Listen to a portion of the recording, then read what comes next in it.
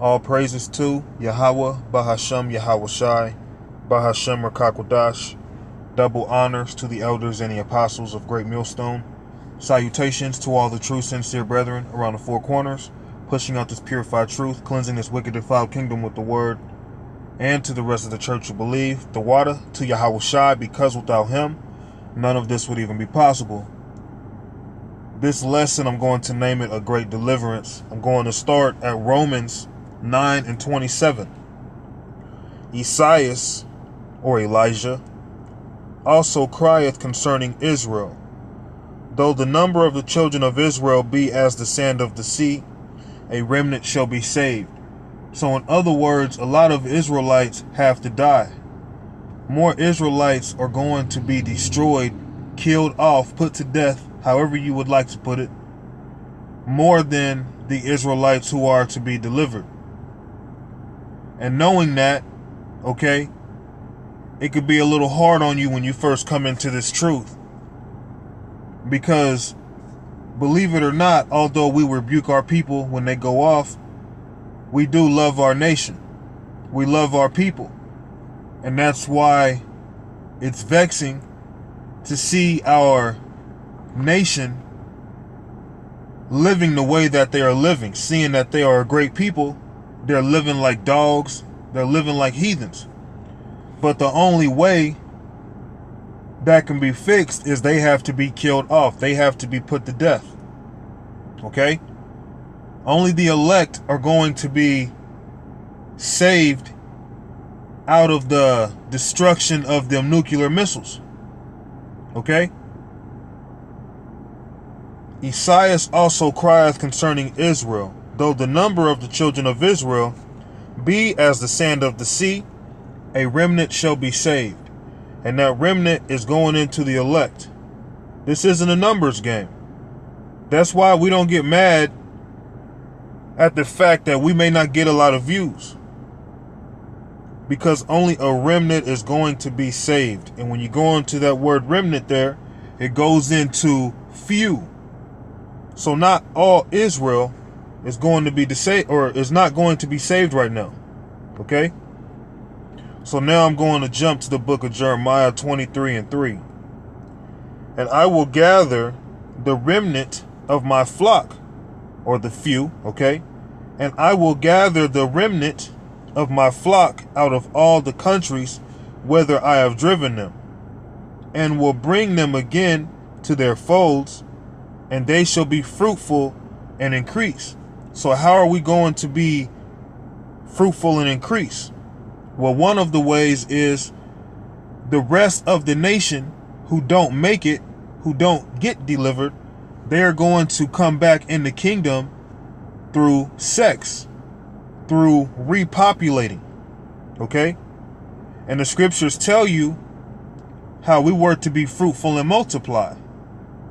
Now, the scriptures also tell you that all the laws are not expedient right now. So although the Lord wants us to be fruitful and multiply, we're in captivity. So it wouldn't be wise to bring children into this world, because the second they come into it, they're a slave to Esau. And we're at the time where the Lord is going to return. And when he returns, it's going to be in a very great way. That's why I named this lesson a Great Deliverance. Okay? Because the elect who get delivered out of here, the men, women, and children who make it, for those who see it, it's going to be a very beautiful thing. Okay? And I will gather the remnant of my flock out of all countries, whither I have driven them, and will bring them again to their folds, and they shall be fruitful and increase. Therefore, I'm going to jump to verse 7. Okay? Jeremiah 23 and 7. Therefore, behold, the days come, saith the Lord, that they shall no more say, the Lord liveth, which brought up the children of Israel out of the land of Egypt. Because we had a great deliverance back in the time of Egypt. But the deliverance that is to come in the future is going to surpass that. Okay? The Lord is going to come and deliver us in a very extreme way. Okay? He is going to deliver us in a very high class, a very terrifying, a very amazing way, man. We can't even put it in words, but we try to, okay? But the Lord liveth, which brought up and which led the seed of the house of Israel out of the north country. And that's going into North America, okay? We're in the Western Hemisphere, but we're in North America. This is the north country. And from all countries, whither I had driven them, and they shall dwell in their own land. And what is that land? That land is Israel.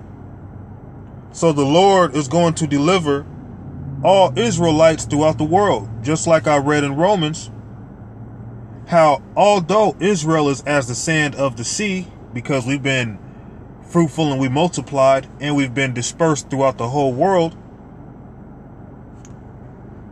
the elect are going to be the ones delivered out of that north country, being America, being Babylon, and the rest of the countries. Because Israelites are all throughout the earth. America is not going to be the only place on earth Israelites are getting delivered. Okay? So we were once delivered out of the ancient Egypt, and the new deliverance is going to be in modern day Egypt. Okay? Go to another verse now. This is Wisdom of Solomon 5:1. Then shall the righteous man stand in great boldness before the face of such as have afflicted him and made no account of his labors. Verse 2, when they see it, they shall be troubled with terrible fear, and shall be amazed at the strangeness of his salvation, so far beyond all that they looked for.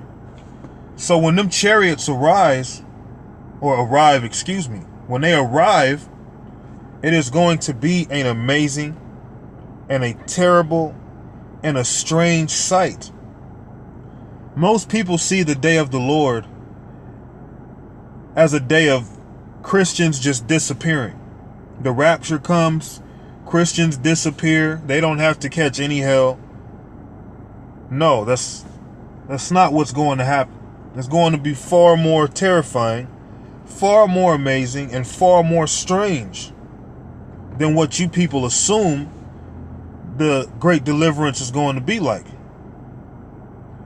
A Great Deliverance is going to be when them chariots show up, thousands upon thousands upon thousands, along with Yahweh Shai, filling up the sky, and you're seeing people getting beamed up, and you're also seeing people getting hit with laser beams.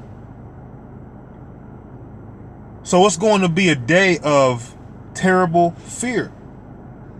It's going to be a day that can never ever be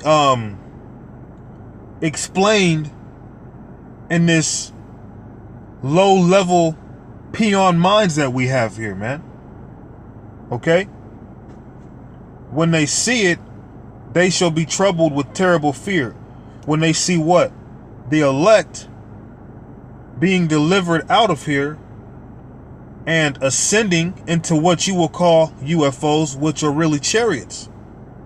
Okay? When they see it, they shall be troubled with terrible fear, and shall be amazed at the strangeness of his salvation, so far beyond all that they looked for. So, going into salvation, to further prove the chariots are going to be a part of our great deliverance, a part of our salvation. This is Habakkuk 3:8. Was the Lord displeased against the rivers? Was thine anger against the rivers? Was thy wrath against the sea, that thou didst ride upon thine horses and thy chariots of salvation? So the chariots are going to be what delivers us out of here. The strangeness of our salvation is going to come on that day when the holy angels, following behind, our Lord, okay, Yahweh Shai, when they arrive to deliver the elect, they're going to be in what you will call UFOs. But really, they're chariots. The chariots of salvation. Those UFOs are going to be the complete definition of death, destruction, and deliverance. Okay? And it's going to be a great deliverance. They are also going to bring a great destruction along with the ICBMs. Okay? And when the chariots arrive, you are going to see the fierce anger of the Lord. Okay? Because guess what? When them laser beams are shot down at this place, trees are going to be burnt up, grass blades are going to be burnt up, all sorts of different elements are going to be burnt up. Okay? The water, everything. Was the Lord displeased against the rivers? Was thine anger against the rivers? Was thy wrath against the sea? That thou didst ride upon thine horses and thy chariots of salvation. So there you go. The chariots are a key to us getting up out of here. For us to receive our salvation, we have to be beamed up into those ships.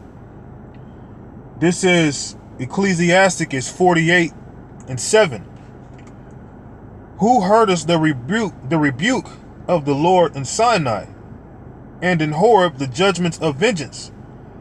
Who anointeth kings to take revenge, and prophets to succeed after him? And who is it speaking of? This is speaking of prophet Elijah. Okay? And it says, and prophets to succeed after him. That's showing you the prophets are here today. Because the prophets you see today are men who followed behind prophet Elijah. Okay? Verse 9, who was taken up in a whirlwind of fire and in a chariot of fiery horses. Now, why did it say taken up? Because the chariot was in the sky. How are we going to be delivered? Through them chariots. Okay? When they come, you are not going to be looking down at the ground. You are going to be looking upward. Okay? Because they hover above us. And another secret name, I guess you can call it, another mystery name for the chariots are clouds. Okay? Remember when Yahweh Shai ascended up, he ascended up into the chariots, but it was considered to be clouds in Acts 1. Okay? And you can also find that account that the chariots are considered clouds in Psalms 104. Okay? So we are going to witness the greatest deliverance ever. We are going to witness something so extreme, we can't put it in words. All we know is that day, it will be a great deliverance, man. Like no time like it. All right? Read this one more time at 9. Who was taken up in a whirlwind of fire and in a chariot of fiery horses? The prophet Elijah was taken up in a chariot. When Elijah, in that lifetime, when he was on earth, he did not have to taste death. He was delivered out of here in a chariot. Okay? And when he was delivered out of here in a chariot, okay, the prophet Elisha witnessed it, man. And when he witnessed it, he was looking up in the air. All right? Even the prophet Ezekiel had great visions when he was inside of the chariots, brothers. You know? So knowing these things, we have to consider, keep in mind that we aren't just doing this for no reason. We're doing this because we're hoping to be caught up in a great deliverance, to be called up with the rest of our brethren and sisters, okay, who get saved up out of here as well. So with that, all praises to Yahweh, Bahashem Yahweh Shai, Shalom.